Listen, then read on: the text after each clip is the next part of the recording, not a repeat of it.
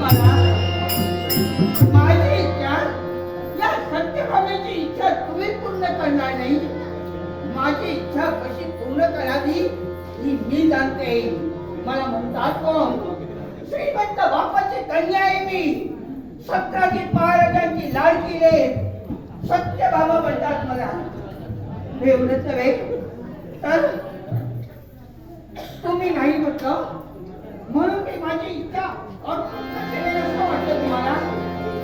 माझी इच्छा मी पूर्ण करून घेईनच, पण एकच लक्षात ठेवा, तुम्ही माझी इच्छा पायदळी तुडीला माझा अपमान केला आहात.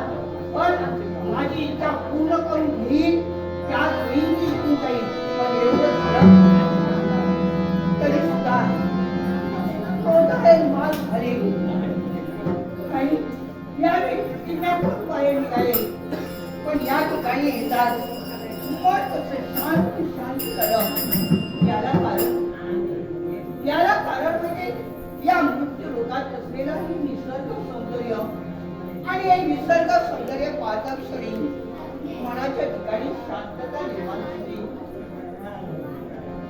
ऐकलं होतं फक्त की बरे मृत्यू लोकांच्या ठिकाणी अवर्णनीय असं सौंदर्य आहे. निसर्गानं भरपूर भरून भरलेलं आहे. आणि ते या ठिकाणी येतात. मी प्रत्यक्ष अनुभवले. पाहा ते मोठमोठाले वृक्ष, ते उंच उंच पर्वत आणि त्या वृक्षाला वेष्टन धरून बसलेल्या त्या वेली, त्या वृक्षाचा आधार घेत जणू काही आकर्षणात गवसणी काढण्यासाठी निघाले. एवढंच नव्हे तर या अरण्यात हा जो वनपुष्पचा श्वास पसरलाय आणि हा सुगंध आज चौकड्यात पसरण्यासाठी कोण सिद्ध होते माहिती का? कोण म्हणजे या ठिकाणाहून वाहणारा मंच गतीनं वारा. हा वारा वाहतोय खरा, पण आपल्या समवेत या वनपुष्पांचा सुगंध घेतोय आणि चौकड्यात पसरण्यासाठी पक्षांचा चेहरा, पक्षांची कीर्ती एका क्षणात बाकी बदलत जाते.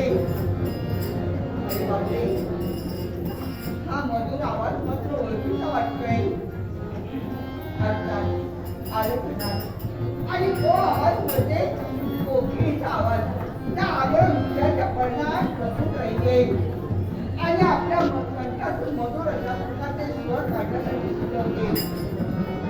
हे कोकिळे मलाही वाटतं की आपल्या समोर जावं आणि म्हणूनच आज माझ्या आनंद मनात आहे. हा आनंद हा कोणाला सांगावा, कोणाला वर्णन करावा आणि आनंदमयी